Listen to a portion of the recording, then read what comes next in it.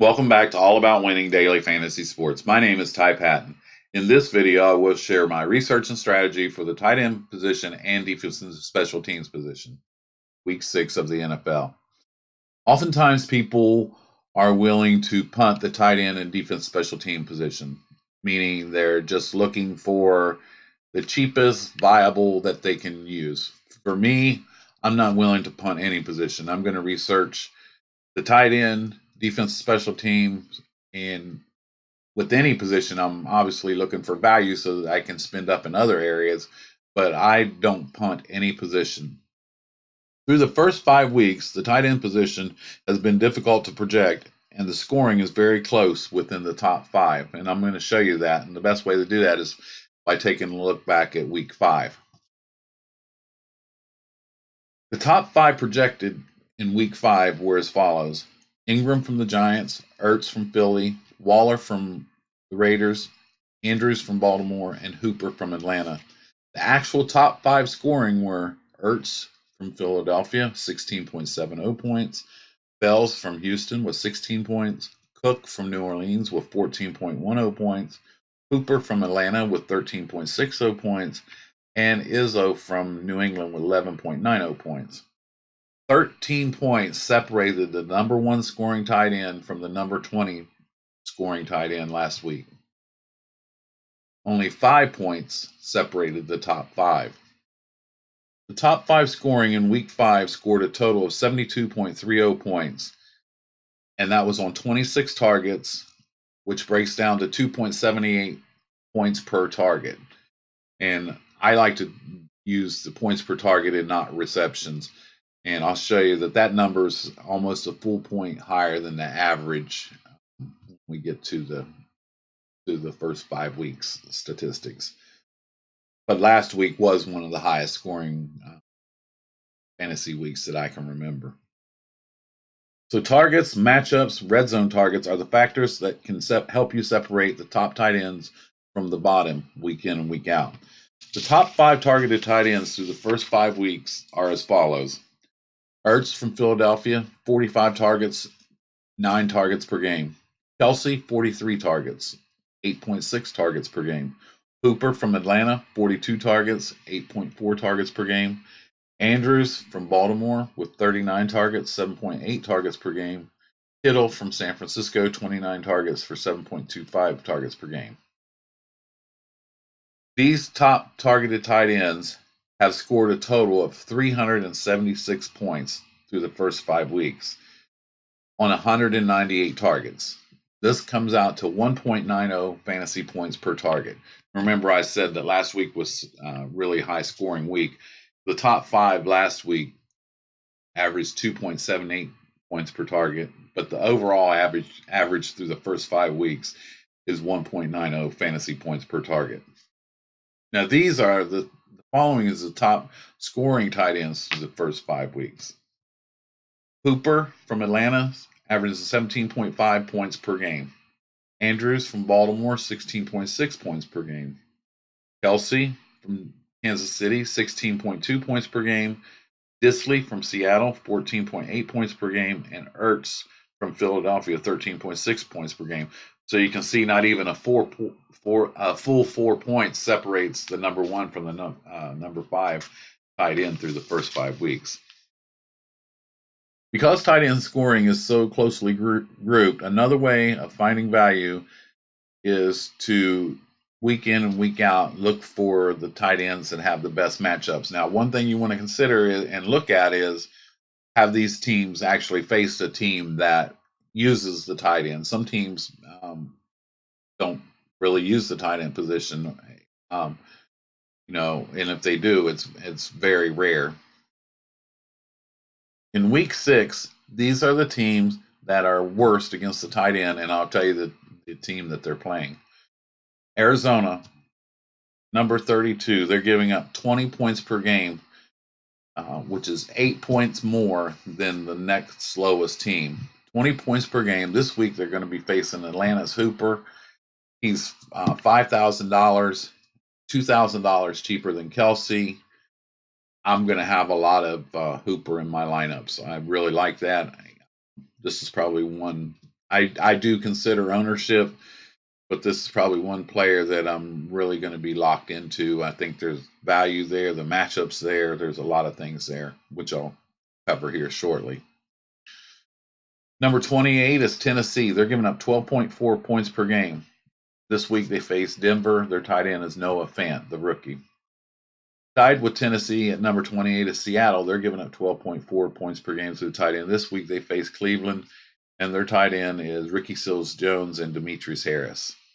Number 27 is Miami. They're giving up 12.2 points per game to the tight end. This week they face Washington and Jeremy Sprinkle and Vernon Davis. And make sure if you're interested in Davis, you check the injury report. He has a questionable tag right now. It's going through the concussion protocol, so you should always check at 11:30 on Sunday before the game kicks off. You should check the injury report for all players. And number 26 is Cleveland. They're giving up 12.1 points per game to the tight end. And this week they face Seattle and their tight end Disley. So the tight ends with the best matchups are Hooper, Fant, Jones and Harris, Sprinkle and Davis, and Disley. Now, when you can look at the ones with the best matchups, you want to look at the ones with the worst matchups when it comes down to making a decision between a couple tight ends. You can also look at who has the worst matchups. And again, make sure you look at have they faced a good tight end or teams that use the tight end. The best teams against the tight ends through the first 5 weeks are as follows. San Francisco, they're allowing 4.9 points per game to the tight end. This week they face the Rams. Higbee and Everett are the tight ends at the Rams. For the Rams, I'm sorry. Number 4 is Houston. They're allowing 5.3 points per game to tight end. This week they're going to face Kansas City's Travis Kelce. Number 6 is the Jets. They're allowing 6.6 points per game to the tight end. Excuse me. This week they face Dallas's Winton and Jarwin. Number 8 is Cincinnati. They're allowing 7.1 points per game to the tight end. This week they're going to face Baltimore's Andrews and Hurst. And number 10 is Denver. They're allowing 7.6 points per game to the tight end. This week they'll be facing Tennessee's Delaney Walker and Jonah Smith.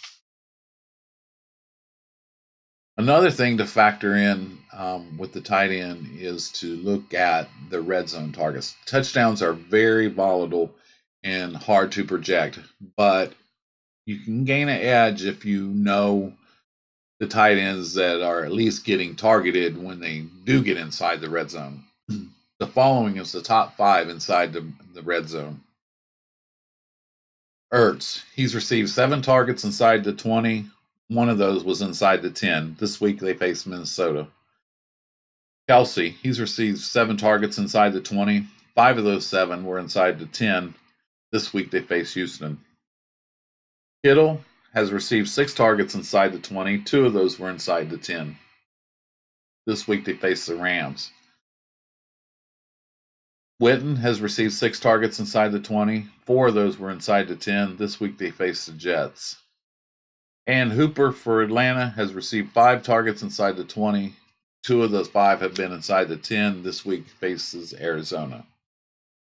Disley, Eifert, Andrews, and Everett have all received 5 targets inside the 20. Disley has 3 inside the 10. Eifert has 4 inside the 10. Andrews has 3 inside the 10. And Everett has 2 inside the 10.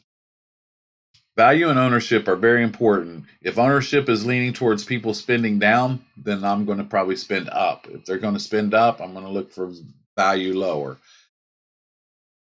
But one thing to remember, any one of these tight ends can break a slate. Kelce last year scored 43 points in a game. Kittle scored 37 points in a game last year. Ertz scored 44 points in a game last year. So, you want to spend some time and look for value, but just because the scoring's not up doesn't mean that it can't happen.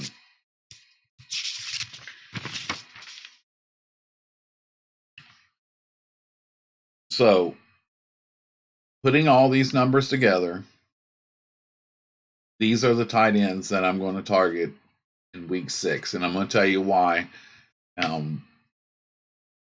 as I read them all. Number one, Hooper, as I mentioned previously, he's $5,000. He has 8.4 targets per game. He's scoring 17.5 fantasy points per game. Arizona's giving up the most points to the tight end per game at 20. He's my favorite target. I know the ownership's going to be really high. Everyone else knows these statistics as well. But he's a red zone target, and I just can't see spending all the way up to Kelsey. Now, if there's no ownership on Kelsey, I might go up to Kelsey on a few lineups and get off of Hooper. Oftentimes, when everybody's on one player, it just seems to be that going elsewhere, being contrarian is the way to go. But Hooper is definitely on the radar this week. Number 2, as I mentioned, Kelsey. He's getting 8.6 targets per game. He's scoring 16.2 fantasy points per game. Houston's numbers are good against the tight end, but they only face one team that utilizes the tight end in their game plan, and that was Hooper last week, who scored 14 points against them. Kelsey could, as I mentioned, could be the contrarian spend up. Everybody's loading up on Hooper or spending low, and Kelsey has low ownership. I would definitely try to get up and get to him. There's a few tight ends that can break a slate, and he is definitely one of them. I like Mahomes this week as well, and with their wide receiver position, the way they are with injuries, I could see myself stacking Mahomes and Kelsey in a few lineups. Number 3, Andrews. He's $4,800. He's scoring 16.6 fantasy points per game. He's getting 7.8 targets per game. Have a little bit of matchup concerns because Cincinnati's only allowing 7.1 targets per game or fantasy points per game to the tight end, but they are giving up a tremendous amount of points to the running back position, so a lot of teams aren't having to throw the ball on them. Next is Disley. He's $4,900. He's scoring 14.8 fantasy points per game. Cleveland's allowing 12.1 points per game. The only thing with Disley is I think the ownership will be lower, so he might be a nice pivot off all the other Kelsey and Hooper. But he's $4,900, so he's $100 more than Andrews. He's $100 less than Hooper, and I really like Hooper, so I just really don't like Disley's price. They're on the road. The matchup is good, but for me, I'm going to put him in the player pool because he checks off a lot of the boxes, but he's one that'll be lower down the list for me. And last but not least, Ertz. He's $5,400, which is a really nice price. I feel like there's some value there. He gets the most targets per game of any tight end right now, 9 targets per game. He's scoring 13.6 fantasy points per game. Minnesota's allowing 13.7 fantasy points per game. He's $1,600 less than Kelsey, and I don't think a lot of people are going to be on him because of the fear of the Minnesota defense and some bigger names. I think there's going to be a large percentage of people on Hooper, but we'll see. And when I do the lineup video tomorrow, I'll be mentioning where the projected ownership is at right now.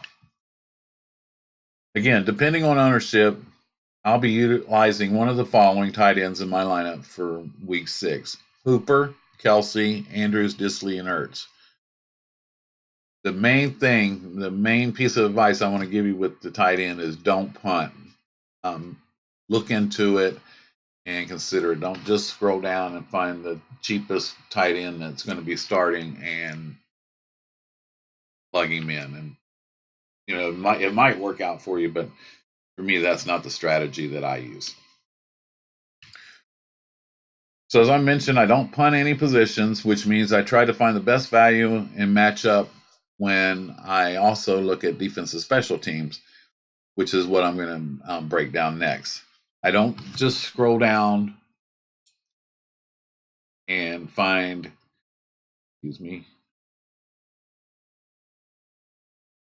sorry, find the Jets at 1,500, which is real tempting, and which would free up a lot of, if you just plug the Jets in, that would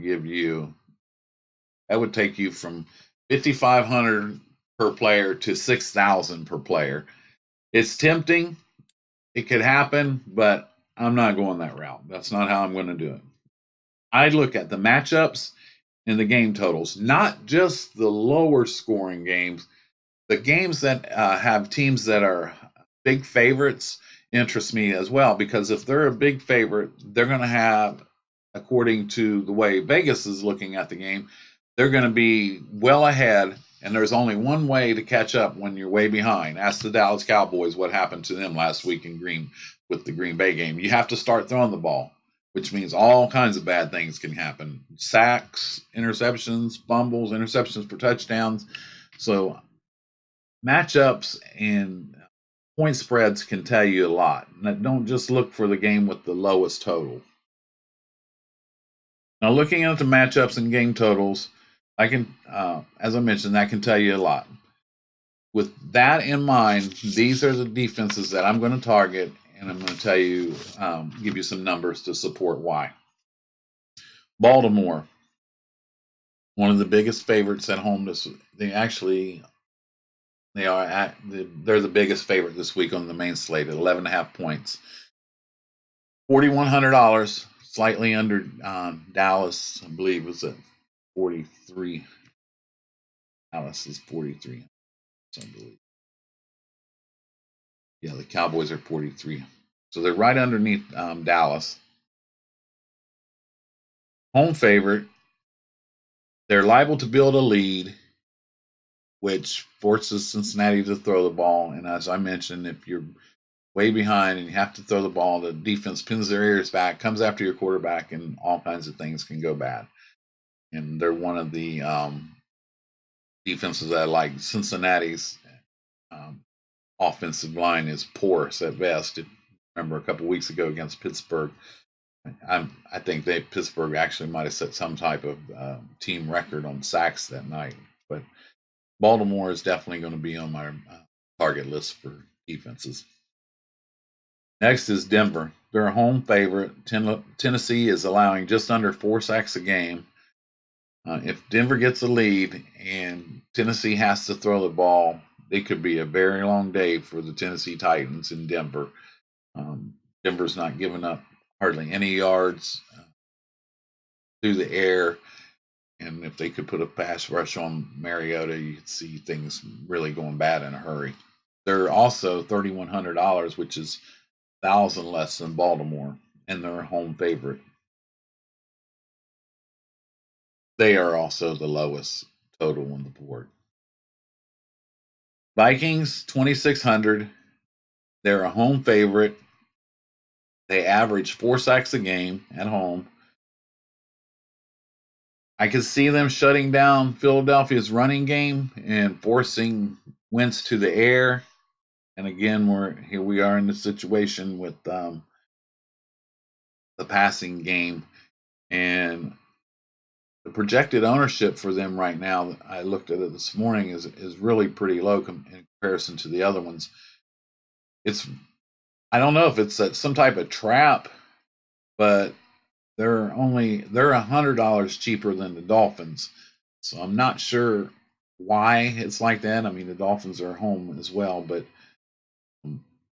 and Philadelphia can score, but I never pick a defense thinking that I'm going to get the shutout and get the 10 points. I'm looking mainly for sacks because I know sacks can create a whole bunch of chaos. But I'm definitely interested in the Vikings at $2,600. Number 4, I just mentioned them, Miami. They're $100 more than Minnesota, and that's a big question mark. They haven't won a game. Washington's players aren't. They just fired their coach. I don't think it's a player issue, but it's just a hunch of mine. I feel like they've had 2 weeks off. They haven't won a game. They're at home, and I could see a situation them coming out, being fired up, kick return, something like that for a touchdown, forcing Keenum. And Keenum's a little bit banged up, and then something happens to him, and they bring in McCoy or Haskins. Things really go bad when that happens. So I'm definitely interested in Miami at 2,700. It's just interesting that they're $100 more than the Minnesota Vikings, who are also playing at home. And lastly, Dallas. I don't like to spend up to the top on defenses, and I've been doing pretty good the first few weeks on getting the defense right. They're 4,300, and the way I look at that, 4,300 is the price for a position player, and for them to pay off the 4,300 to get value, you're gonna have to get that defensive special teams touchdown, and if they don't, I don't think the Dallas will shut out the Jets, but I think they could build up some sacks and get after Darnold. But I think they're going to be trying to utilize Le'Veon Bell a lot too. But they have to be in consideration because they're the second highest favorite on the board, a road favorite at 8.5 points. They'd be a double-digit favorite if they were at home. The Jets are giving up 3 sacks per game and 1 interception per game. And Dallas defense could correlate well with Elliott if you use Elliott at running back position, if you believe in that game script where Dallas controls the game with Zeke, puts the Jets away by shortening the game, forcing them to throw the ball when they do get it to try to catch up. A defensive special team touchdown would definitely, like I said, would definitely correlate really good with Ezekiel Elliott. And if I use Dallas, if I have the salary left over to get up to that, then I would definitely be looking to have Ezekiel Elliott in with that correlation. That's just how I like to do it myself. So these are the defenses I like: Baltimore, Denver, Vikings, Miami, and Dallas. I want to thank you for joining me. I'm planning on posting a Thursday Night Football Showdown video this afternoon once I get a better idea about the weather situation. I know there's a whole bunch of questions about the weather in New England, and I want to have a better grip of what's going on there. I will be posting my strategy lineup building video tomorrow morning using the research that I've gathered this week on the individual videos that I've done, taking just those players, building lineups. I'll actually take all those players and put them into an optimizer that I have. And I do that. Like I said, I don't play 150 lineups MME. Kudos to the guys that can do that. I just can't right now. But I do use an optimizer, and because I might not see every randomization that is possible with the players that I have. And so I like to do that and go through and pick out the ones that I like. I like to play a bunch of different contests, spread it out like that. I definitely play the $20 Millie Maker on Draftkings. There's a 230 some thousand people in that each week. $20 at my shot at $1 million, and I feel like I got just as good a chance as anybody else, and so do you. If you do the research, you got just as good a chance. So again, thank you. I ask you to please hit the like button, subscribe, hit the notification bell so you get notified when my next video posts. I assure you that the lineup building video will be posted before noon tomorrow, and look for my Thursday Night Football Showdown video later this afternoon. Feel free to drop any comments below. A few people have reached out with some comments, opinions, and I really like that. I'd like this channel to grow, and it's nice to see other people's opinions and different takes, because you can get tunnel vision and get set on one way, and somebody can open up your eyes with a different thought.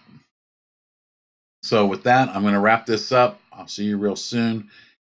This is all about winning daily fantasy sports. My name is Ty Patton, and I'll see you soon. Thanks a lot.